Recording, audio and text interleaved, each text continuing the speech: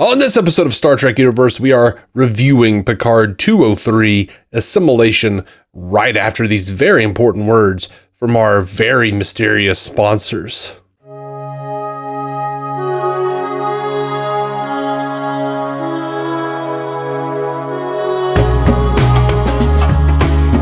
Welcome to Star Trek Universe, the podcast where you get to listen in on the continuing Star Trek conversation the two lifelong friends have been having since they were itty-bitty. My name is Matthew Carroll. I am David C. Robertson. Dave, how you doing, bud? I'm pretty good. You better be good. This is one of the best mornings for Star Trek, I feel like, in 20 years. I mean, like, 2 episodes that are both really, really, really good. You know, we've had 3 weeks of overlap, and, you know, I've really been enjoying Picard, and Discovery's been pretty good, but like this week, both just kind of hit fully for me. Really, really liked them. So what do you think? Picard episode 3, season 2, what'd you think? Leah Thompson did a fantastic job of directing.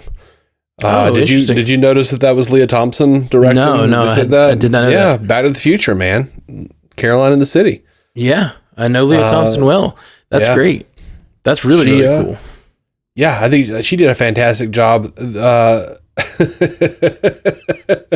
Man, the freaking Borg Queen was amazing in this episode. She was. But Jurati was more amazing. Man, I don't know. That line when the Borg Queen turned to her, "You've done something more difficult and dangerous than you can imagine," or something like that. And she says, "You've impressed me." Ooh. Yeah. It's like, whatever it was, like designate folder named shit I stole from the Borg Queen. And then it starts reading off the coordinates of the Watcher. Yeah, that was fantastic. Really, really good. I loved that they were just like, they just killed those Confederate soldiers, including Annika's husband. Oh yeah, for sure. They didn't like, what a confusing moment for Annika's husband. Yeah. And I'm sure he just thought she was some sort of imposter. Clearly he says, you know, and I guess she was. Name? Yeah, what's my full name? And then bam, just kills him. And I liked that it was Raffi like rolled in front of her to save her life and shot him. There's a little bit of lover's triangle there. I did not think they were going to do away with Elnor. I definitely didn't either. As soon as it happened, I was like, shit, really? I thought for sure we were going to get, I mean, I guess it makes sense from a not needing to cover his ears and ridges perspective as we go into 2024. But I just really thought we were going to get fish out of water Elnor wandering around 2024, being that, like, you know, Romulan eye view of our civilization, and it just, I'm bummed out that we don't get that, you know? I was actually pretty annoyed with Raffi for blaming Picard and saying you chose the Borg Queen over him. I was like, dude, do you not realize what you're doing there? I mean, that is what he didn't exactly choose him. Sure, but I will say, like, he kind of did. He did choose the Borg Queen over him. I'm not saying it's not the right decision necessarily. If the Borg Queen had died, it reduces their likelihood to be able to save the timeline. It reduces the likelihood, but it does not make it impossible. As we see, they're already starting to track the Watcher. It does. Like, doesn't it make it impossible for them to even get home if the Borg Queen is dead? But they could live out their life in 2024 with Elnor. You know what I mean? So then you're just talking about, can they get home and have Elnor? And like, I think they'd all probably choose to keep Elnor alive, you know? Of course, if they can fix the timeline, does Elnor come back? And that's the question that Raffi asked Jurati, and I love that. I love that Jurati's like, I just don't know. I don't know if we're in a causal paradox or not, or like a causal loop yet. I don't know what's the deal. Like, there's all... I love that Jurati just in universe is like, I don't know, man. There's lots of types of time travel here. We deal with lots of types of time travel on Star Trek. Sometimes it causes an alternate reality. Sometimes it doesn't. Sometimes it branches. Sometimes it, just rewrites. Sometimes there's consequences. Sometimes it's Voyager. It's just like a lot of things that you can do with time travel in Star Trek. Yep. Oh man, I thought this was a really, really cool, really, really fun episode. I loved every piece of the storyline. I liked, Cristobal has like connections to his roots already. He's one of the only people. I mean, he's living on a ship by himself. He has his holograms all speaking in Spanish. He like smoking these big cigars. Like he just has this connection to his like South American heritage, and to get to see him view our current world with the immigration issues we're having, and like get to see his take on that, and get to see him totally screw it up. Because he should have just run. The doctor was going to be fine. And he like charges back in like the hero, but he's just being a dumbass. Yep. I don't know if you're a hero or a dumbass. I forget what she actually says. Hero or stupid. Yeah, I don't know. I thought she said brave or stupid. But oh yeah, right. Brave or stupid is right, not hero. That's what Seven gets called this episode. Are you a superhero? I loved that. Will you keep my secret? It is super interesting that it is the same year as the Bell riots, where we saw Cisco pretend to be Bell in DS9 in San Francisco, the Bell riots, and 2 years out from the beginning of World War III canonically. Wow, I didn't realize it was that soon to World War III. Yeah, World War III starts in 2026, according to canon. And that is super interesting. I think it ends 2057. Anyway, it's also apparently somewhat linked to genetically engineering the human genome. So it is... Canonically, there is a reason that sometimes people refer to the eugenics wars as World War III as well, but they were two separate things. Right. And in book canon, there's the eugenics wars is actually something that was like going on behind the scenes for a long time, right? Right, which is something they had to kind of bring up. They're not getting that away with that one here. What do you mean? Well, I mean, we were talking about last week how Star Trek is supposed to be our future, but like, right. Or at least believably our future. This shit is fantasy. Sure. They gave dates. Right. But now we know that Rick and Morty are Nexus beings that exist across all realities. Well, that would make sense though, wouldn't it? It does. It really does. That is such a funny, like meta joke that like Rick, who is in all realities, exists in this reality, even though we're literally talking about how does this reality relate to our own reality? And Rick is still there. Yeah. I was thinking about it this week. I was like, canonically, there's no way that the Star Trek would ever be our future. So like, if I ever took over Star Trek, the first thing I would do is have them like go to a reality that is our reality in the future, and no one's ever heard of humans except for like one species of alien who was like, yeah, we used to probe them. They were weird. But yeah, they died out a long time ago. Your name's Kirk? Wait, you guys were like a TV show in this reality, and they just kept broadcasting it out to us. Yet another reason it's good that you're not the lead of Star Trek. Oh no, man, that would be great. Listen, one of the best things I ever saw in any version of anything was the last episode of Spider-Man the Animated Series, where there are a bunch of different Spider-Men from different realities that team up, and one Spider-Man just never fights. And then it turns out that he's the actor who plays Spider-Man. So the Spider-Man of the main cartoon takes him home and meets Stan Lee and has a conversation with him. Yeah. One of the best friggin' episodes. Yeah, I remember that. And I'm not saying something meta like that can't be fun. I don't really want it. To me, it feels sort of like when you wake up and the whole thing's a dream. You know what I mean? Like it's the same kind of conceit. No. It's like, oh, this is all written, so let's have the last episode be, oh, let's talk to the writer.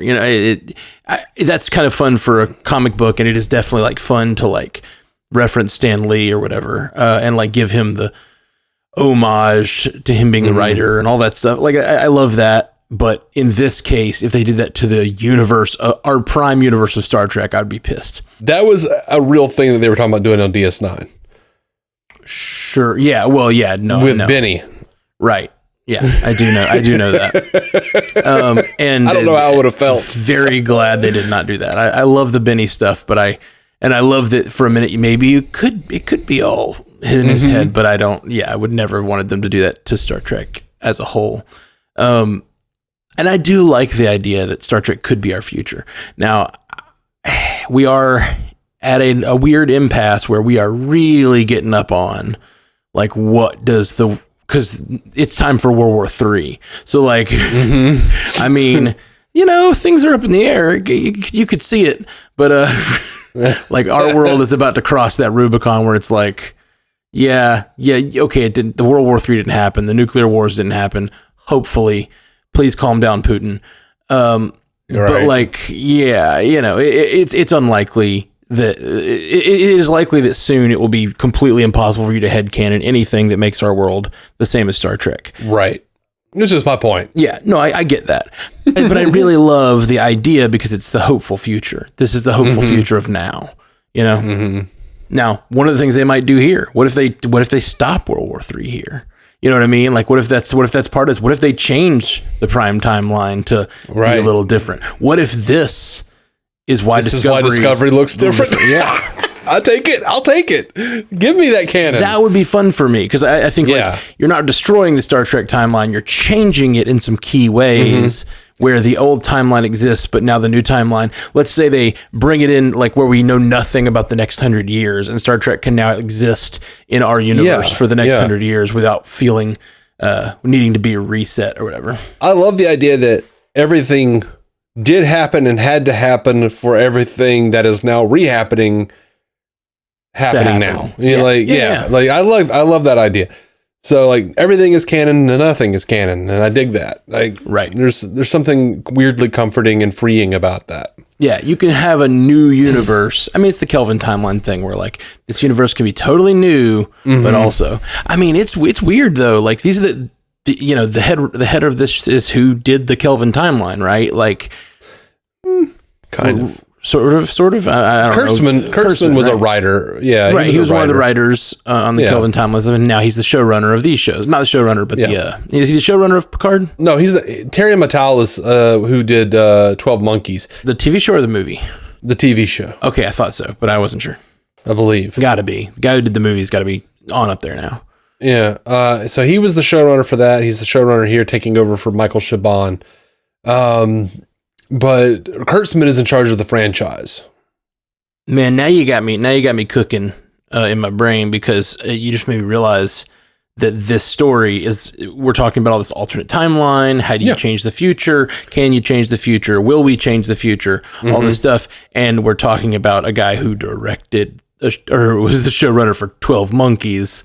Like I hadn't made that connection before. I never saw the show. I think when we talked about that in a previous episode, I was just like, oh, I saw an episode, but I never followed through. But now that I'm thinking about it, like that's absolutely germane to the plot here. The plot of the original 12 Monkeys, at least. I never saw the show. Yeah, I'm assuming, as I've said many times, the thing with time travel is the whole you can't change the future bit only works once. It's really hard to do a second time travel movie in a future where you can't change anything. And I like they called it out here. We're kind of getting real meta on this, and I think there's a lot to just talk about in this episode. But like, that is exciting to me that I don't apologize for being who we are. True. This is our shit. It is our shit. This is our shit. Talking about whether they can or could or would change the timeline. They've already done it with the Kelvin timeline. So what if this is all part of that? And like everything from the differences in Strange New Worlds to Discovery to everything is part of that. And we just didn't know it until now. And like, just like Spock left that timeline and traveled to a new timeline. In the Kelvin verse, we get a Picard, a synthetic version of Picard, who had his final adventure in the prime timeline and then did this to jump back. Yeah. It's also, I can't help but mention First Contact watching this episode. It's Picard going back in time to the 2000s or 2100s or whatever. 2000s is 21st century. It was 2024 is where he came this time. Yeah. With the Borg. Yeah. And this time with the Borg Queen again. It's just very interesting. It's interesting that they did that again. Like I've been really thinking like this feels a little too much like First Contact.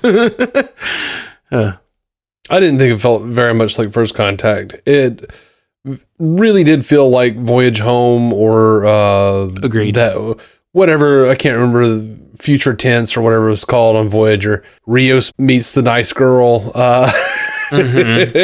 Of course, which actually that reminded me of freaking Edith Keeler. Yes. Yeah. Really, it really reminded me of Edith Keeler.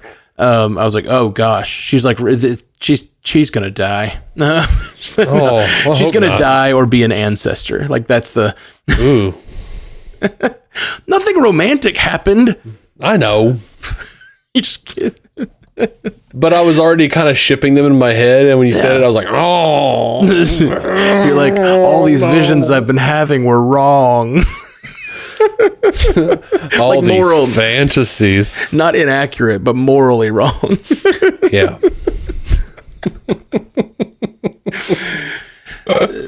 This is like 15th great grandmother or something. Yeah.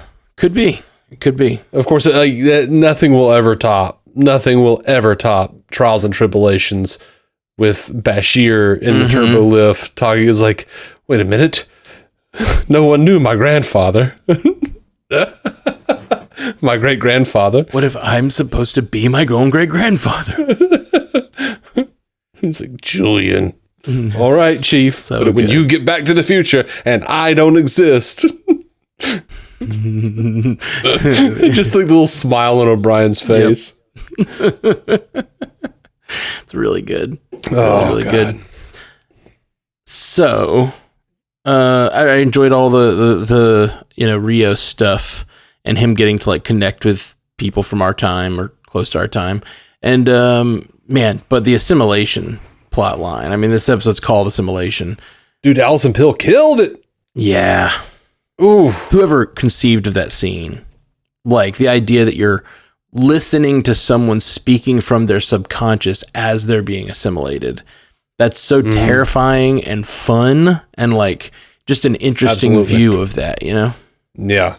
They did such a good job and managed to like, strike, a blow across the bow, as it were, with Picard and his arc this season.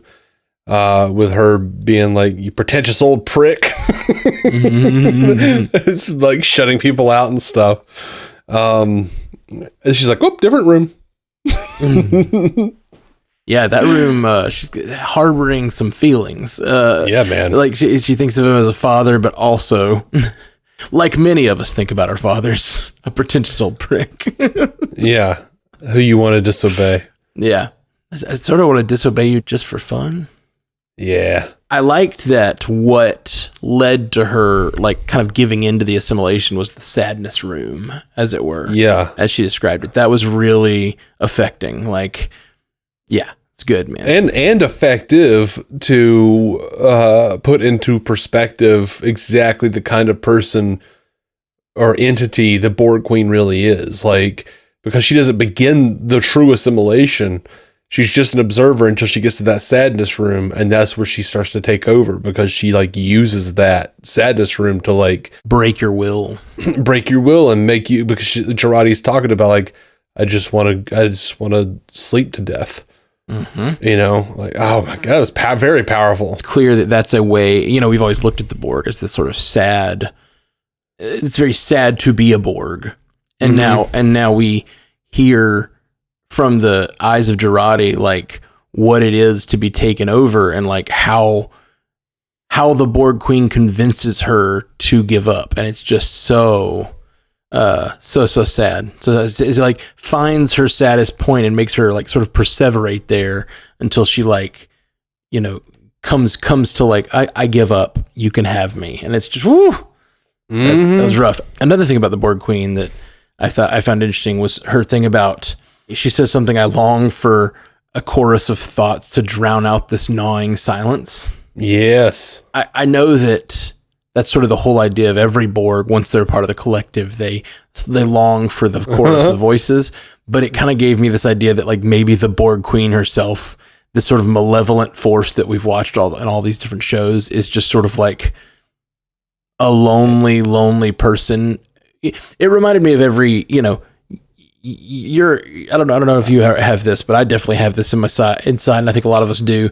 There's like, you don't want to, there are times in your life when you're sad or depressed where you just don't want to be alone.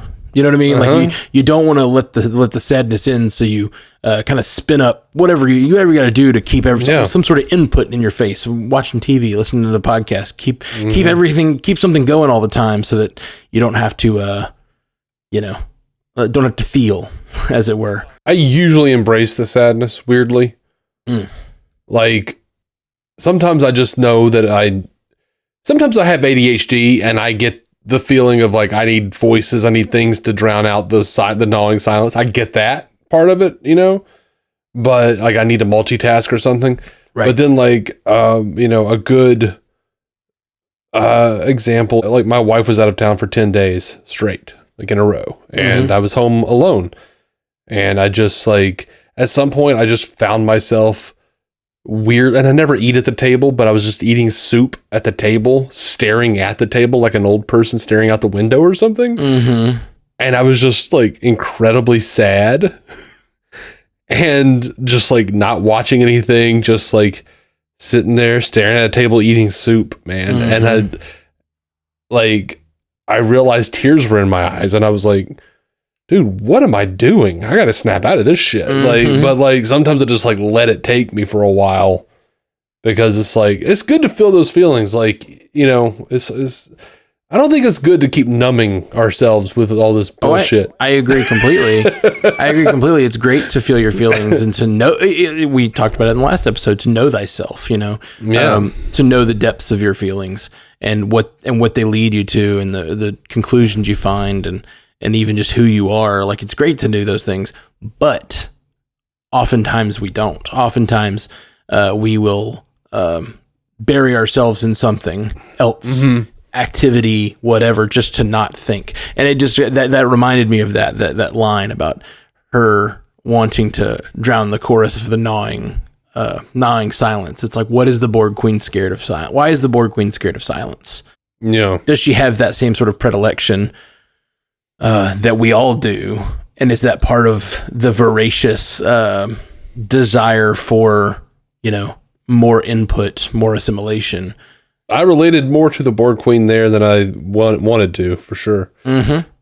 Yeah, and that's, we talked about a couple episodes ago. Oh, actually, no, I don't think we did. I think I had this thought, and then I didn't get a chance to talk about it. You didn't get a chance. Oh, I think it was after we had recorded. Okay. Don't say it like I didn't let you speak, as I'm not letting you speak. Yeah, exactly. As I'm currently interrupting. We know that Q's in trouble. Okay. Some kind of trouble. He seems like he is hurting. He seems like something is wrong with him. They kind of mentioned that. And then Q comes back to Picard for one last trial, right? Like this big trial. A penance, yeah. Yeah, well, he says that. But what if Q needs Picard? This is a theory, total theory. What if Q needs Picard in one last twist of Qdom, right? What if the continuum has put Picard in judgment of Q, right? And in some way, what if we've seen other seasons of Voyager where like Picard was sort of on the outs with the continuum. I think even in Next Generation. Yeah, he has been on the outs since that time. Yeah. So what if it is Picard, like he's been torturing Picard or trialing Picard all these years, and now it's Picard's turn to choose whether to have empathy for him? Does that make sense?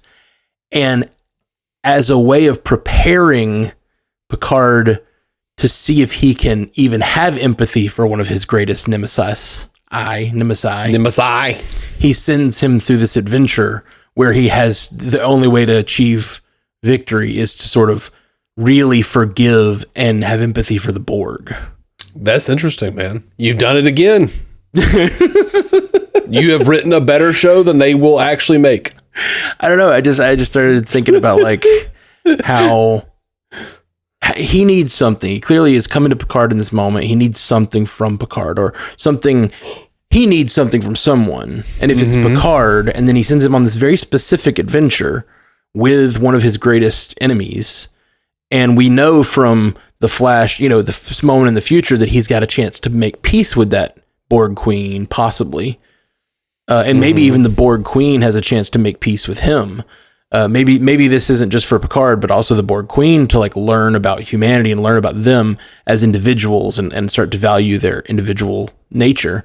I don't know. I just started thinking about it. I was like, man, how, and this is still, this is just came to me right now, but what if what's wrong with Q is that he's, being assimilated? That's just a random thought. Yeah, and you lost me. Yeah, no. You did it, and then you lost me. I like the other thing better. But like, then I started thinking about what if instead he's trying to teach the Queen the lesson so that she will stop assimilating him. No. I kind of like it. I say thee nay. I do think the other thing is cool. I like the idea that he's trying to like test Picard to see if there's hope for him, if Picard really has the empathy, which is always kind of one of the things he's trialing Picard for, is like, do you have the actual empathy for these creatures on Farpoint to like make the decision to like care about the thing that is so different from you? You know what I mean? Yeah. And that would be a really cool end to the arc of Picard and Q. Yeah. Reverse the roles. We'll see. Yeah. I like the idea, though. Thanks. I just thought of it the other day, and I was like, man, should have talked about that on the show. Yeah. Now was my chance. There are usually about 10 to 15 things that I think of after we record that I'm like, damn it. Same. Yeah. By the way, I was wrong. Past tense is the name of the episode with Cisco pretending to be Bell. Okay. Cool. The Voyager episode was called Future's End. Future's End and past tense. Yeah. Gotcha. But the homeless camp in this episode had a sign that said Sanctuary District, just like the one in past tense where the Bell riots were going on. Wow. Okay, man. They're definitely, I mean, that's amazing. They're definitely drawing that connection. They are sliding that dick onto the table. I don't know what that means. I was just ignoring it. I just said it, and then I realized it made sense in my head, and then like I realized once I said it, it was like, no, what does that mean? It's like, are you presenting it? Okay, I don't know. Onto a bed of chives. In this episode, we have Rios, who's at the clinic. He says, as he's like about to walk in there, he's like, butterflies, and then he runs back in. He like, damn butterflies, and then he runs back in to help the doctor, he thinks. But like, that absolutely could be part of it. Like he is possibly entering that very culture that you're talking about with the sanctuary districts and everything. Man, and it, we literally have a thing that is in today's politics they call sanctuary cities. It just is very interesting that they're sort of combining all of that with immigration issues, sanctuary cities, possibly sanctuary districts, and that's all combining to the story. Like I did not expect that from this story at all. Yeah, they're tackling some stuff that we're dealing with these days. Oh yeah. So I mean, as Star Trek should. I wonder who Stacey Abrams will play this week. Herself.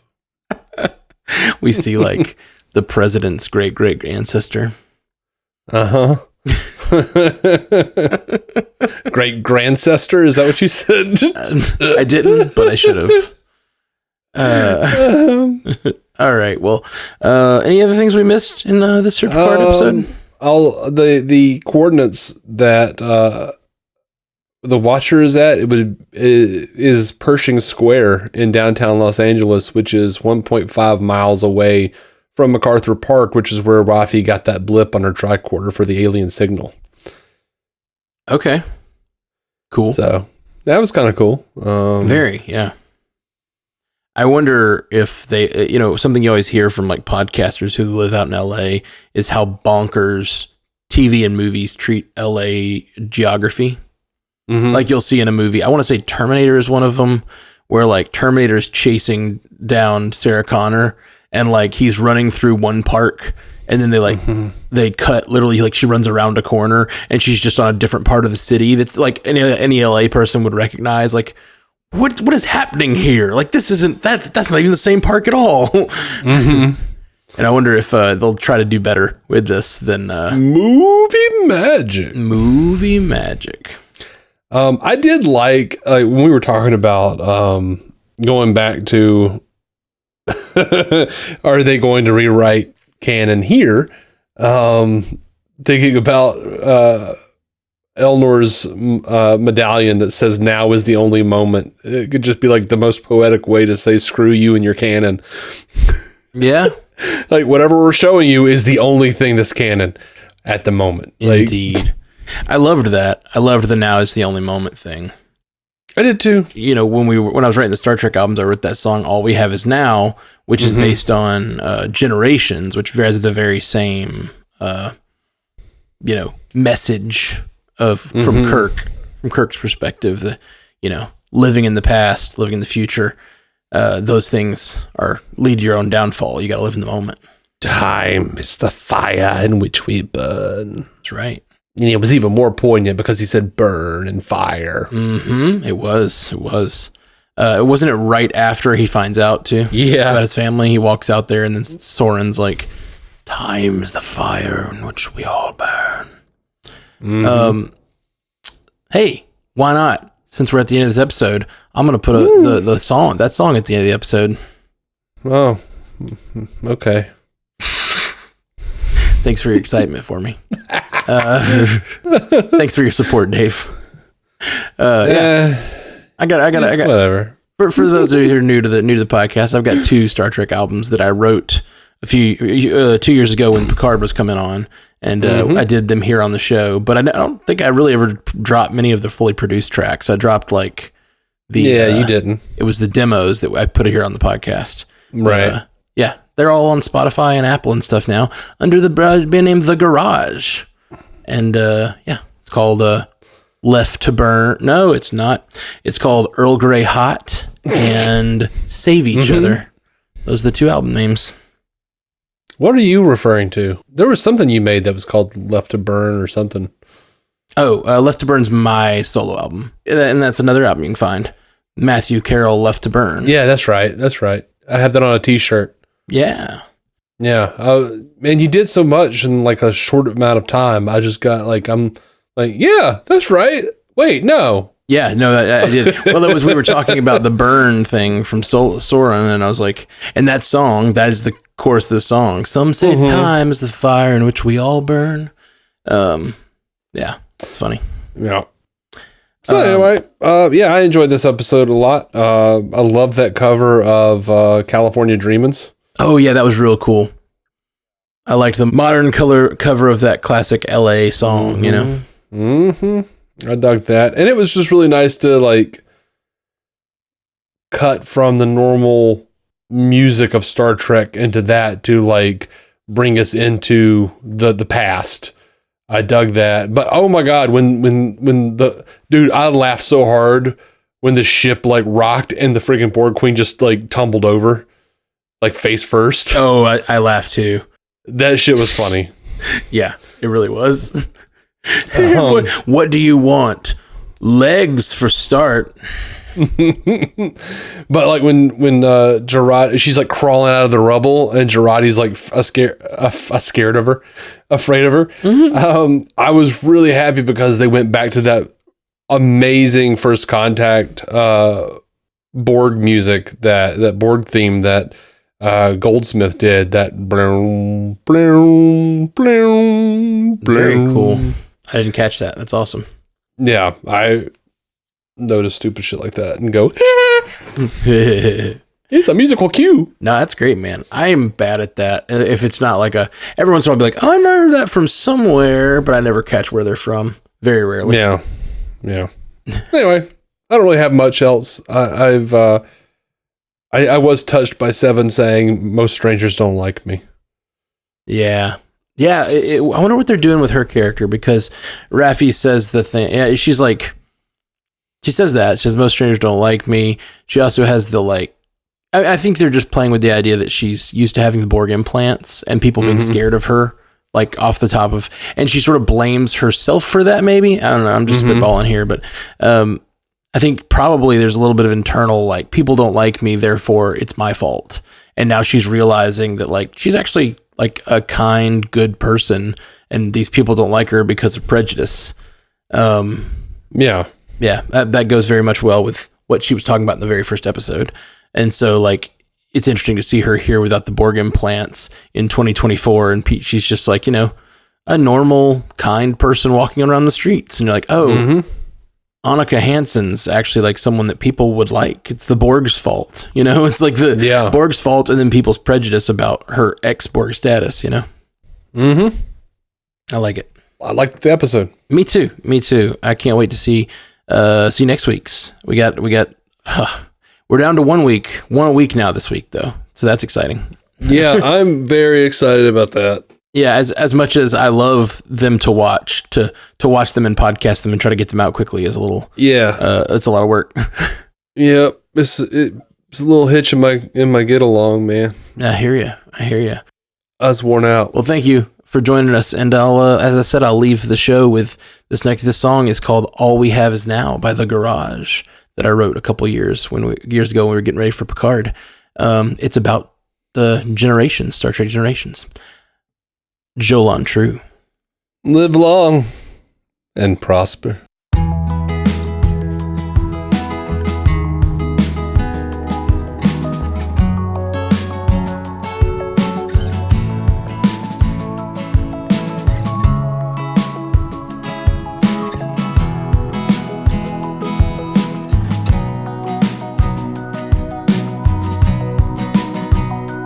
There was a man who planned to live forever. He'd give anything to cease the march of time. Searched his whole life for a moment he'd already lost, so he lost so much more. Some say time is the fire in which we all burn, but I know time is the fire that burns within me. What makes a moment worth holding on to is that you can't.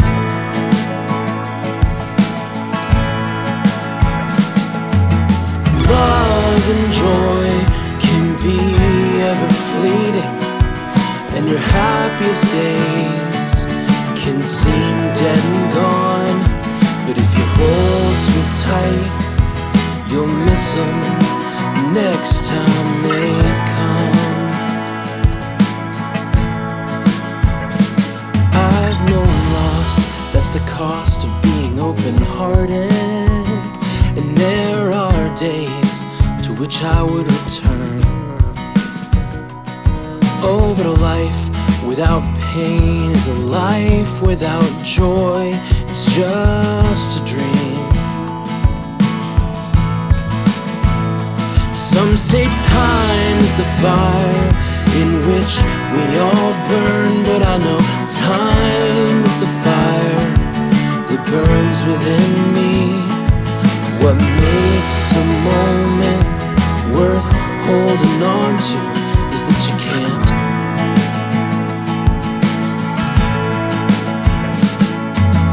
Love and joy can be ever fleeting, and your happiest days can seem dead and gone. But if you hold too tight, you'll miss them next time they come.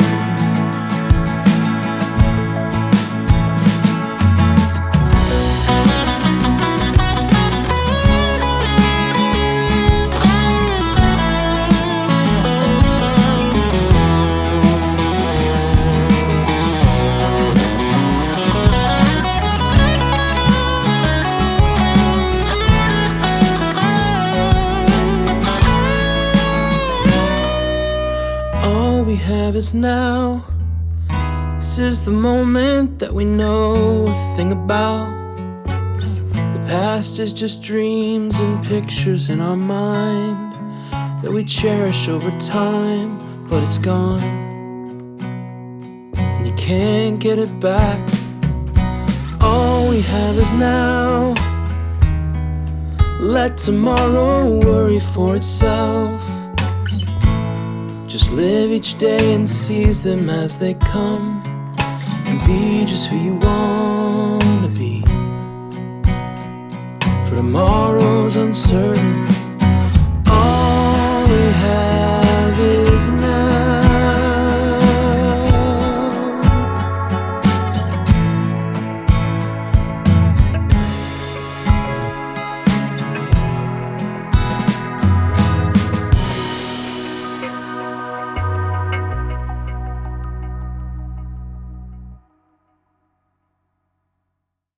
Thank you for listening to the Star Trek Universe Podcast, a Stranded Panda production.